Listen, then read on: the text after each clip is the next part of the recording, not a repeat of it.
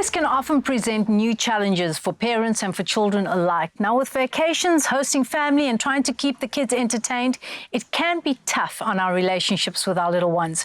We're joined again by clinical psychologist Sebokazi Mtati, who will share some key steps that parents can take to enhance their parenting skills and to foster a positive relationship with their children. As a parent, I know that holidays is a difficult time and I dread it. And when it's back to school, I'm so happy because I feel like routine starts again. Yeah. How do we maintain sanity during the holidays with our kids? It's often a really hard time, especially if they're on a lot of sugar. They'll be running around the whole day. First thing, I think it's important to encourage your child to express themselves. Encourage them to express themselves by you showing that I'm here for you, I will listen to you, and give them advice, and often and always encourage them to kind of explore the environment, because then they might be in a new environment, right? Yes. But also to set boundaries in terms of do not go there.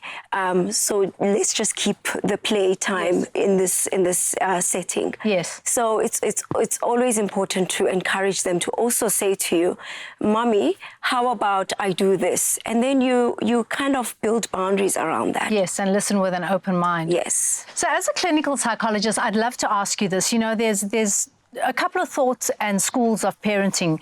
One of the schools of thought is that you just let your kids be, where there are no boundaries, there's no routine, there's no rituals, there's none of that. And then there are parenting schools that have structure and boundaries and rituals. What's your take on either? So kids respond well to structure. They love the predictability of structure. They love to know what comes next. It makes them feel safe. It makes them feel secure.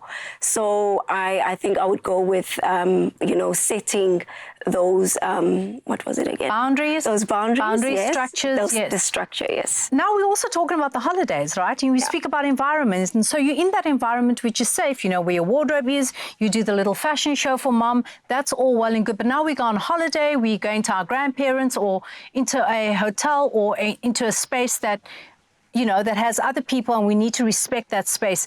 You so beautifully spoke earlier on about how we put preparation in place before we go to our family for a vacation. Yeah. How do we put the preparation in place as parents for our kids when we're going somewhere else? So firstly, communication. We need to communicate to our kids that this is where we are going. We're going to a hotel, or we're going to Granny's place, and this is what we can expect when we get there. It's going to look like this. You might not have your own room. You might have your own room. So how can you prepare your child to be able to, because it's often hard for children to even fall asleep in a new environment. Absolutely. So a lot of preparation has to go into setting those boundaries as well, and putting that structure into place, that although we are going to Granny's place and although we are going to a hotel, you still have to follow this structure. Yeah. You have, homework that has been given to us for us to do during school holidays. So we still have to continue doing that. And it's, with the packing, let them pack their clothes. Let them feel involved in the whole situation, so that they don't feel that their parents are just taking them wherever.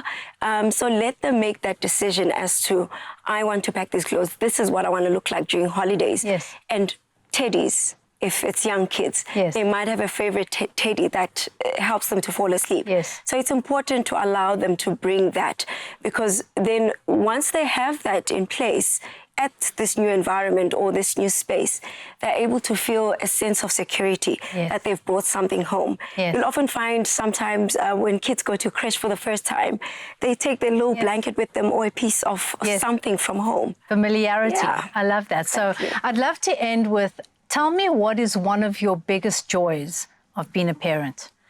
I think one of my biggest joys is seeing her develop into this unique individual that she is. She is not like me. She's not like her dad, but she's so flamboyant. She's full of life. So I think watching that as a parent and not contaminating that, because as parents we often can contaminate growth and development. Yes. We talk often about impingements, which are developmentally inappropriate traumas for the child.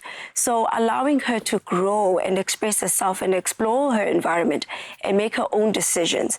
So I think I've enjoyed that part about her, and I've enjoyed the fashion shows, of course. Yes. She's very flamboyant. I love that, enjoying her flourish. Thank you so much, Sewakazi. So for all those parents watching, remember that implementing these steps can transform your parenting approach and strengthen the bond that you have with your children. We'll see you in a bit.